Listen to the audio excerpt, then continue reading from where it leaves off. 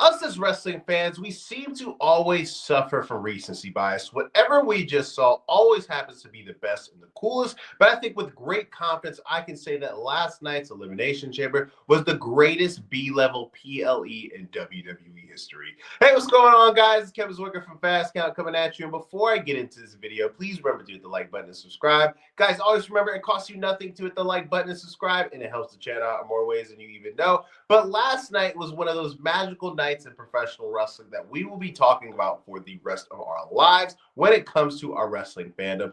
From top to bottom, the show had every single thing that you would want in a professional wrestling show. It had the emotional highs and happy moments like John Cena winning the Elimination Chamber, Trish Stratus making her hometown return and wrestling in front of her kids, and the moments of peril that we usually see when you watch like a horror movie or a thriller, where you saw Jade Cargill make her return and give Naomi an absolute case of the beats. You saw Liv Morgan put up a warrior's effort in that Elimination Chamber, coming up short to Bianca, but the way that she was able to take that whip of hair from Bianca, you saw throughout the rest of the match that you could see that that woman was in pain, because the welts and the blood that was leaking after that whip had to be a hellacious amount of pain. But we know as WWE fans the hierarchy of these PLEs. We know that the big four are WrestleMania, SummerSlam, the Royal Rumble, and you could interchange between Survivor Series or Money in the Bank, whatever you see fit.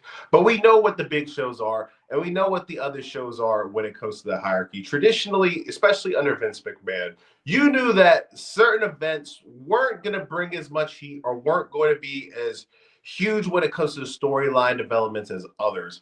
But this Elimination Chamber last night, like I said, is the greatest B-level PLE in all of WWE history.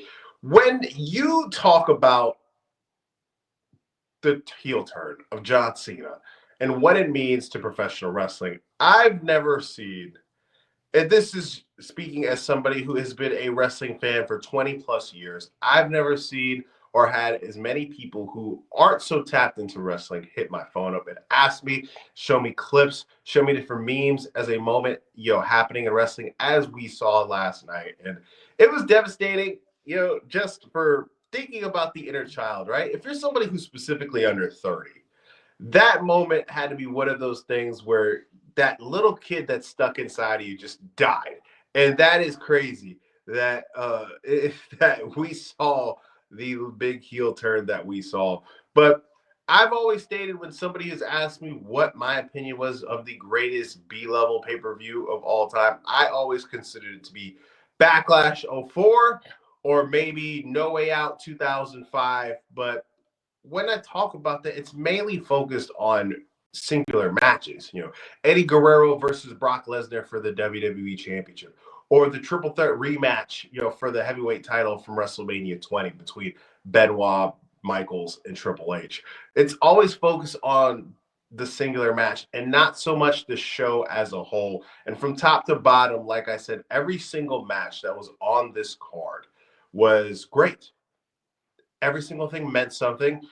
I know people, they like to criticize Triple H's booking of these short cards and how you want more, but at the same time, if every single thing on the show means something, you don't need these bloated 12, 16 match cards when you got this compact 5-card show, and every single thing feels like an emotional punch to the gut.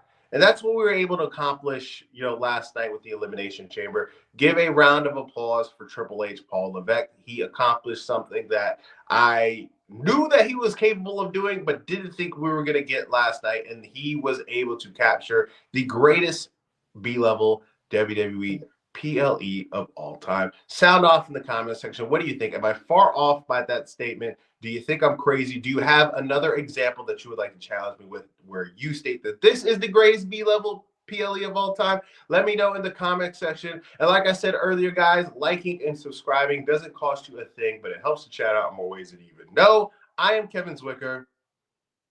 I'm out.